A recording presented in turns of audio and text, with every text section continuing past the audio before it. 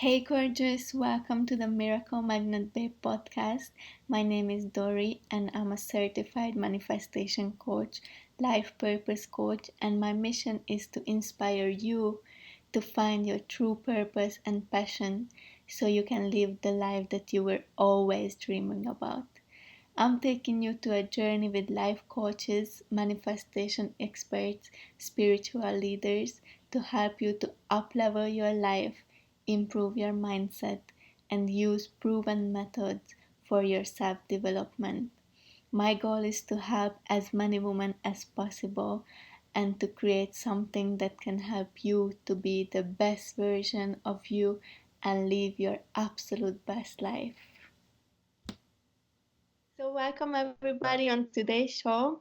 My guest is Chaundell, and she is a stay home mom with a full time coaching business. She's helping women who feel stuck and who want to find their passion, want to get over their limiting belief or their past stories that's holding them back.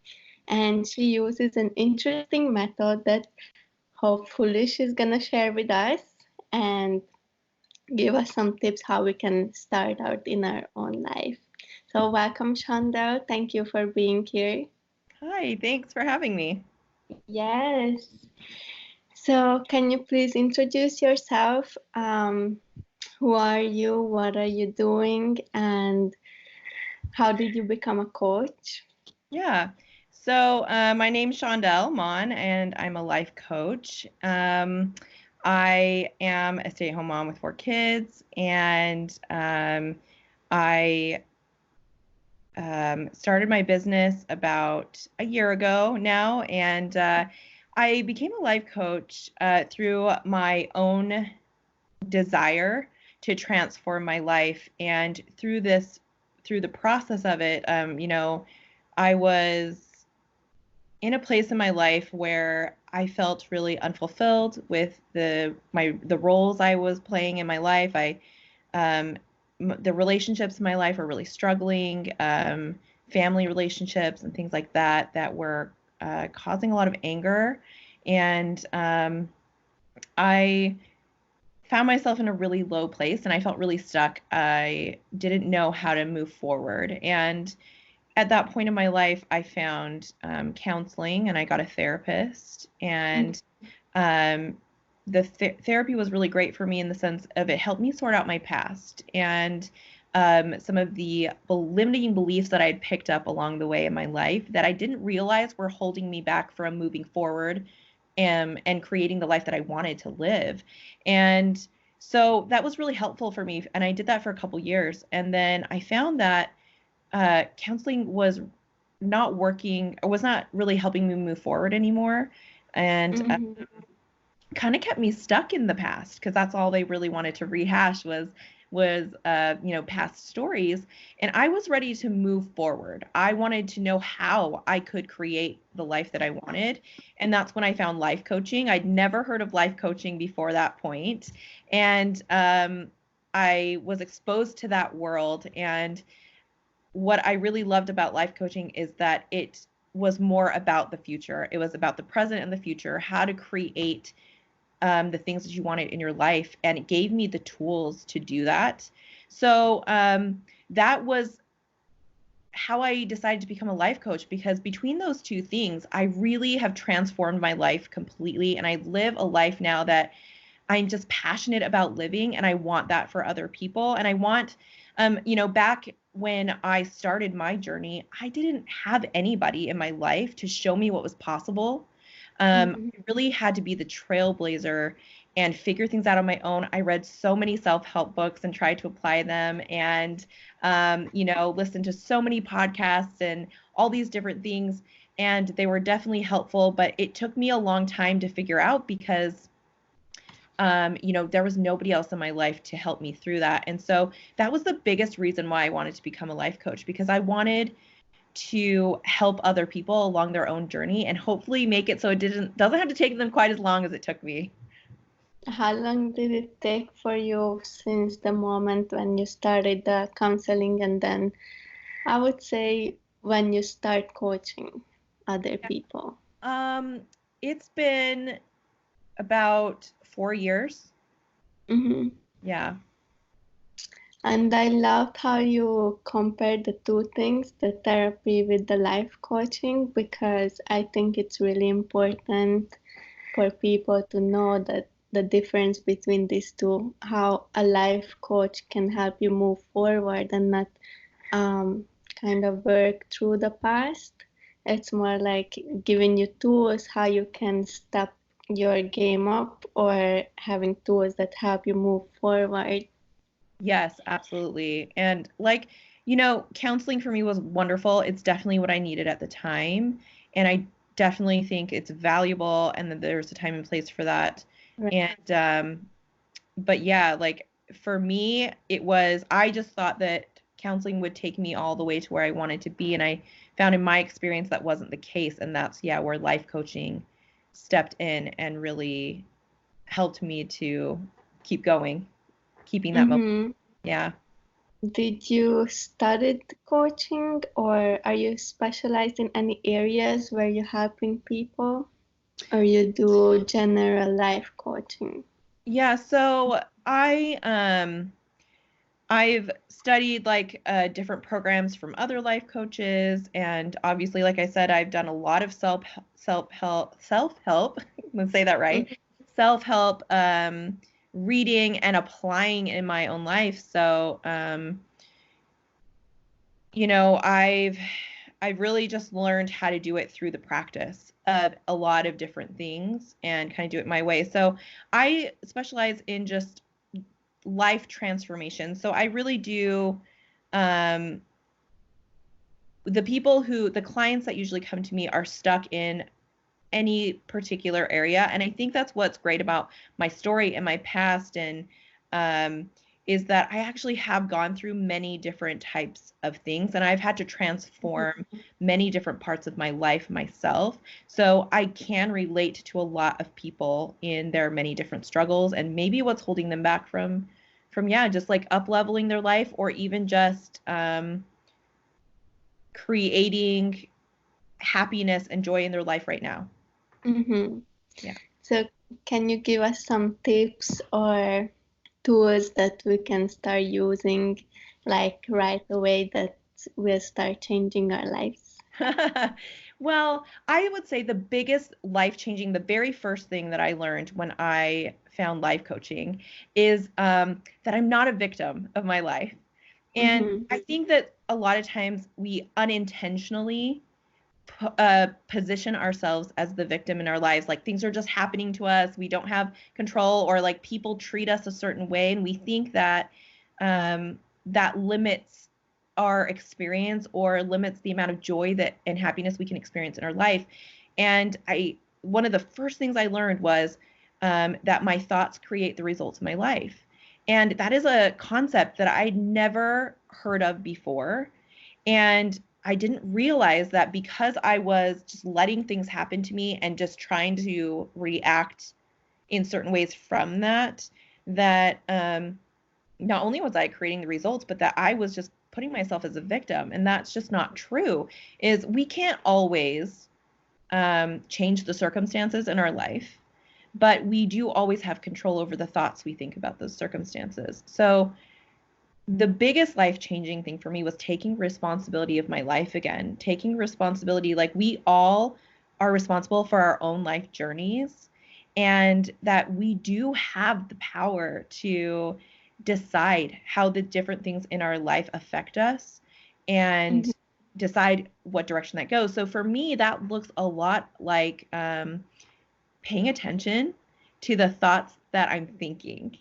And Mm-hmm. it's really, really simple. And it's because it kind of is, but many times, a lot of my clients that come to me and me before my journey, I never really paid attention to the thoughts I was thinking. And um, on top of that, I never questioned the thoughts that I was thinking. I just assumed that they were all true. Mm-hmm. So, I talk about my past and my past story and the things that I learned from my past, and a lot of that had to do with those limiting beliefs that I was thinking that I just accepted as truth, but weren't really true. One example of that is that I'm very, like, I feel emotion really strongly, so I cry for a lot of emotions.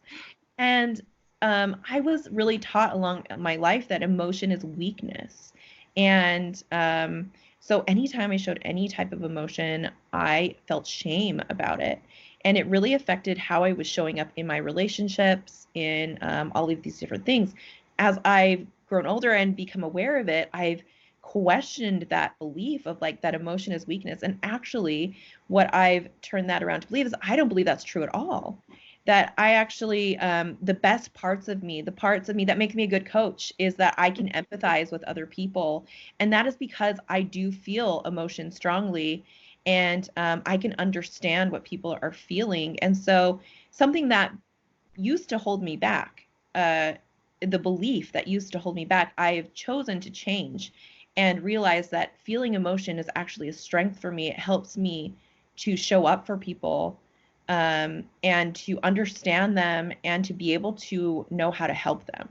So that's just one Mm-hmm. example of just being aware of your thoughts and questioning, taking control of deciding whether you actually believe that thought or not. And if you don't, being intentional about what you do with that, letting it go, right? Or changing it to be something that serves you and moves you forward towards the life or the person that you want to be. Mm-hmm.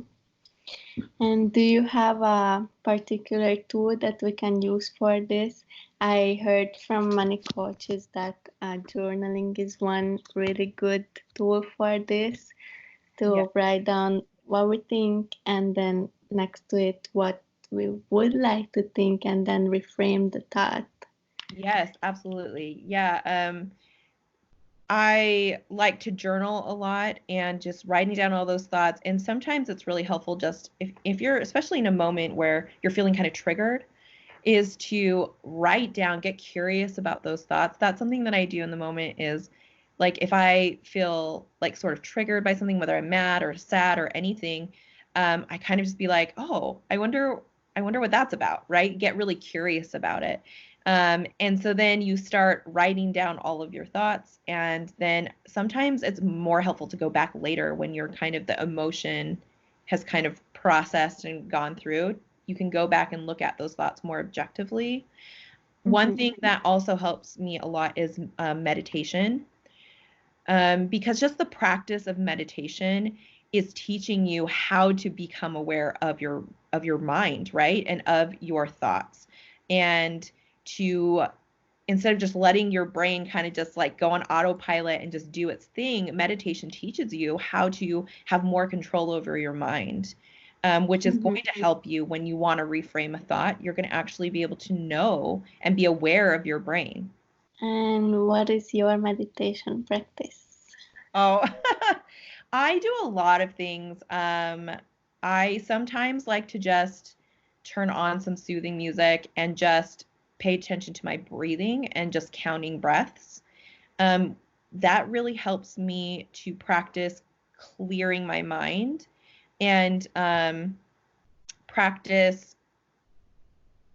um, choosing when I want to be thinking thoughts or when I just want my mind to be clear. So it's just a practice of controlling my mind. Sometimes I Mm-hmm. have more, I like will do guided meditations, where it's more intentional, where I want to feel more energy, or calmness or patience or things like that. But um, I like the Peloton app. I don't know if anyone's tried that, but they have guided meditations there that I find to be really helpful. So I kind of About vary. Yeah, Peloton. It's like a bike exercise equipment, but they have an app now with a bunch of different exercise classes, but they have specific meditation ones, and I've I wish seen it. those. Yeah. But I mean, really for me, I've done lots of different kinds. That's just the guided meditations that I use now. Mm-hmm. But there's so many practices out there, and I don't think that there's any one that's necessarily better than the other. I think it just depends on the person and um, what works best for them. So I always just encourage people to try all different kinds because what works for one person might not be the best for another. But I just think the practice of meditation in general is helpful. Let's go back a little bit to the limiting beliefs. I'm curious, what are your clients' experiences or like life experience that they gone through, or what their limiting beliefs that you find the most common, and how people can get over those things? Um, Is it around money or relationships or work related? I have had quite a few clients around relationships. Um, and they've kind of varied. So what's interesting about relationships and what I talk about with like limiting beliefs is that the relationships we have in our life really come down to the thoughts we think about people, which is really interesting, right? Like I have a client who was struggling with her relationship with one of her children. And she read all the parenting books she could get her hands on. She tried all sorts of techniques. Nothing ever seemed to stick. And so when we were coaching together, for me, it was going back and thinking and asking her so many questions about why certain things were a problem or what she was thinking about her child and how that was creating certain results. And it was so interesting because once she changed her thoughts, like she was like, oh, this is like my hardest child, like my problem child, right? Like, and she loved her kid, but she was just like, this child is so hard. I don't know how to parent this child, right? And that ended up being this sort of desperate energy that she was just trying to do anything and everything to fix this relationship. But it wasn't creating any lasting results. And so once we started questioning the belief that her child was difficult, once we started sort of changing that mindset of also making things about her, like, like she's a bad mom or she's doing this. And what I was challenging her on was, this isn't actually about you. This is something that the child is going through, right? And so once she kind of separated herself from that, she was able to step back and see her child in a different light, which meant that she showed up as a mom in a different way, and she immediately started seeing results. It was mind-blowing for her because she was like, I've been spending like months and years trying to figure this out, and really just the act of taking away the thought that, her it was hard to have a relationship with her child, or that this was a problem, or that she was a bad mom, taking those limiting thoughts and reframing them to something different made all the results, like made the biggest transformation and results, and they were almost immediate. Wow. Yeah, and I've That's seen that in interesting. in several of my different clients when it comes to relationships. It's the same thing, is they're thinking certain things about what that person is doing to them, and it causes them to show up in the relationship in a way that is not creating the result that they want. And when I say that, I don't mean that when we change it, like the other person is going to act how we want them to act. That's not always the case. Sometimes they won't change, but the way you view that person, you have control over how you view that person. And when you change that to where you can think and feel whatever you want about that person, regardless of what they're doing, it changes everything for you. I think you mentioned to me before that you will have a program that's coming up that is about difficult relationships, right? Yeah, well, I do one-on-one coaching, and really this can be applied to any situation in life. Like, I coach people on, pretty much anything. I do free coaching sessions in the beginning so we can kind of talk it out and see like if we'd be the best fit for each other. But yeah, throughout that process, that's, I mean, essentially what I do for anything. It's really But for relationships, it's kind of um, it's identifying your beliefs and your thoughts about a person, and you intentionally deciding what you want to feel, and then we work towards that process of getting there. And it really doesn't have to do with the other person. Right. I had interesting video that I watched on YouTube. It was about mother-in-law and daughter-in-law. Okay. When the daughter-in-law was having a really hard time with the mom, but then, and it was a Indian family, so the mother was really, really strict, and she was kind of really hard on her daughter-in-law. And so the daughter had a really hard time and struggles with this because she wanted to have a at least kind of good relationship, but it seemed like impossible. And then she started looking to herself and started reframing the thoughts that she had and started showing up as a different person or different way how she's viewing the mom.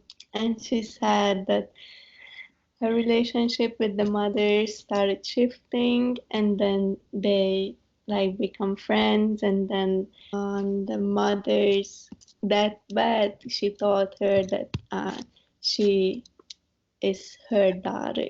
Like she accepted her like 100%. Yeah. So it's a really beautiful story, and it was showing me that everything starts with us and how we think about person, situation, basically anything, and we can change it to something that's more beneficial to us. Yes, absolutely. And, sometimes for me in my life, I've seen situations where that's where I take control of myself and it's positively affected the relationships in my life and helped us grow closer. And then there have been relationships where the other person doesn't want to change, doesn't nothing's changed in their behavior. But I used to feel a lot of like anger towards that person, but by focusing on me internally and the thoughts that I want to think and deciding how I want to feel about that person, I am able to feel love for them, even though we're not close, even though we don't talk very often, and even though they feel some negative emotions towards me. I don't need to let that hold me back from being the person that I want to be, and I want to show up as a person who loves others and cares about others. And so that's the power, like you were saying, that's the power of focusing on the internal instead of trying to focus on the external and the things outside of us that we don't always have control over. But you can always, like, I can feel love for that person even if they don't want to love me back. And Mm-hmm. so, yeah, that's the power of It focusing just on them. give you the peace. It give you the happiness Yeah. that you don't have to deal with those negative thoughts anymore or those struggles that even from the other person it might come, but with you it stopped and you're just ready to move forward. Exactly. It does. The anger stops with me, and I don't have to feel that. And I do remember back when I did let it affect me, and it was all consuming. It affected all parts of my life and the other relationships in my life because this one person didn't want to like me, love me, whatever. I let that mean something about me and I took on those emotions, and yeah, it affects my whole life in a negative way. And so not only do I get to feel love for that person, but like now I get to live the life that I want to live. I mean, it truly was holding me back. I know you use a method called daring method. Can you share about that? What are those steps and how you use it with your clients? Yeah, so the daring method came up when, I mean, it really was a way to make sense of my transformation because it's an acronym. So the D stands for disciplined mind, which touches on how our thoughts create our results. The A is for authenticity. So that talks about core values, who you want to be as a person at your core, and then making decisions in your life based off of those core values. R is for relationships. So it's taking a look at the different relationships in your life, which ones are serving you, which ones are not, which ones could use some work, or the ones that are really holding you back from living the life that you want. So it's taking a look at that. I is for identity. So identity I see as more of, while authenticity is your core and your core values are things that aren't necessarily going to change very easily, identity is the sort of layers on top of that, the roles that you have, how you see yourself in the world, and those are more fluid and can change. But I kind of talk about that a little bit, and how you see yourself is affecting the results you're getting in your life. N is for needs. So that's self-care, boundaries, things like that. And then G is goals and dreams. So it's a all-encompassing method, and I've had to transform my thinking and really be intentional about in each of those areas. I had expectations, I had limiting beliefs, I had past stories in all of those different areas that were not serving me and not pushing me towards the life that in my head I was trying to create but couldn't get there. And so for me, the daring method is going through each of those areas in life and really just questioning if there's something in that area that's holding you back from whatever your goals and dreams are, or whatever you're trying to get to in your life. And the process is really the same for each group. What I do with my clients when I first talk to them is kind of get a feel for what's going on in their life, and what it is that they want that they don't feel like they can get.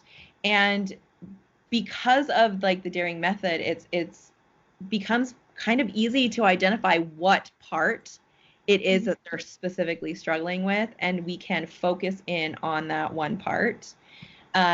So it's really interesting because most any situation that I've come across can fit into one of those categories, and each of them sort of have a process in themselves almost, but So they all came out of different areas that I had to go through in my transformation. So it's the method basically for identify the problem in the beginning of the coaching, if I understand correctly. Yeah, we identify, what it is that they're going through, and do that. And something that people can do in their own life beforehand is kind of taking each of those categories and thinking about them as an individual category, because sometimes I think we look at life as a whole and it can be overwhelming. You're like, well, I don't know, I just don't feel happy, right? But when you can break it down into pieces and kind of focus individually on individual topics, then you can kind of break it down a little bit easier. So, going through each of those categories, you can think like, do my thoughts hold me back? Like disciplined mind, like, do I pay attention to my thoughts? Am I aware of what I'm thinking?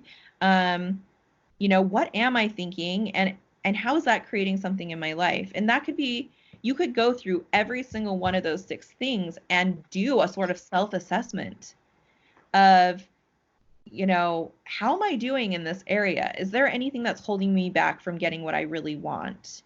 So I think that's really the beauty of the method, is that it takes something that's overwhelming and vague, like I just am not happy, and it breaks it down into little pieces that you can actually self-evaluate and perhaps figure out exactly what it is that you're struggling with.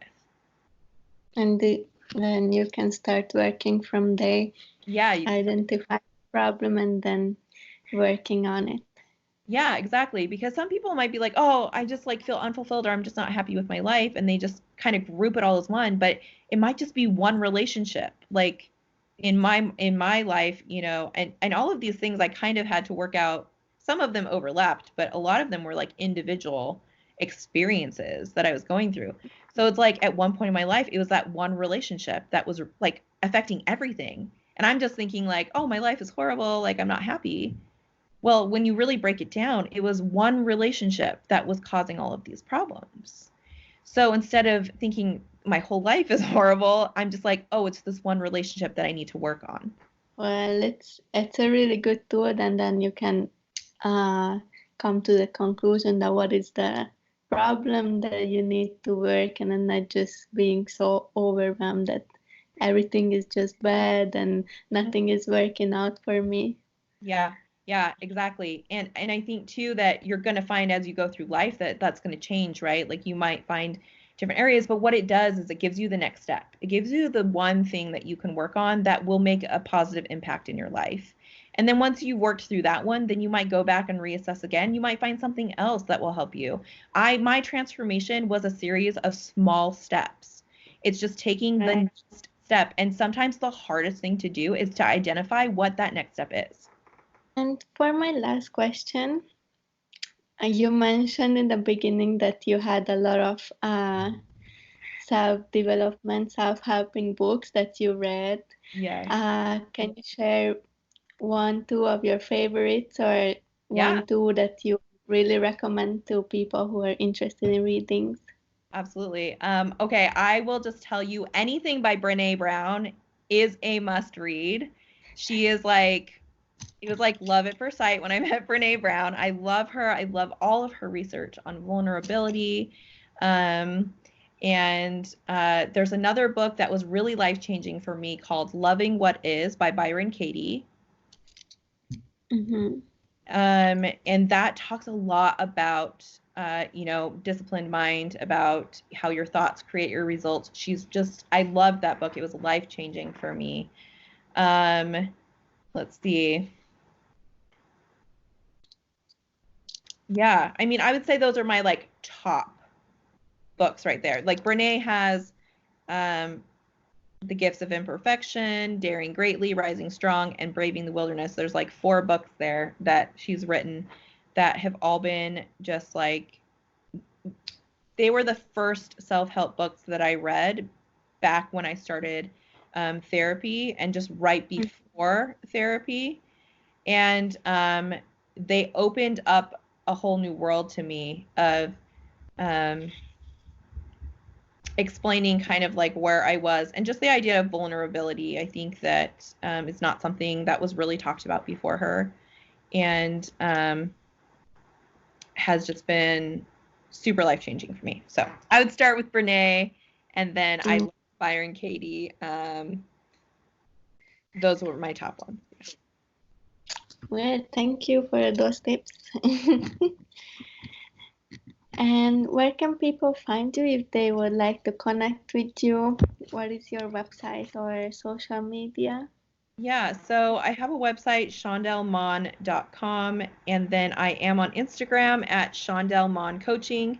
I also have a podcast if they want to listen there. It's called The Daring Life, and you can find that on Apple, iTunes, and Spotify, and iHeartRadio. Thank you so much, Chaundell. It Thank you. was amazing to talk to you and learn from you with all your experiences and coaching and your knowledge that you share with us today. Thank you so much. Thank you very much, Dory. Thank you so much for tuning in into today's episode. If you loved and enjoyed the show, please share it with someone else who would enjoy it as well. And also, don't forget to subscribe or turn on the notification so you don't miss out on the next episodes. If you are not following me on social media, please send me some love at Miracle Magnet Babe on Instagram. And if you take a screenshot of today's episode, please post it and tag me. It always makes my day and I can repost it in my story. I love you and I can't wait to share my next episode with you.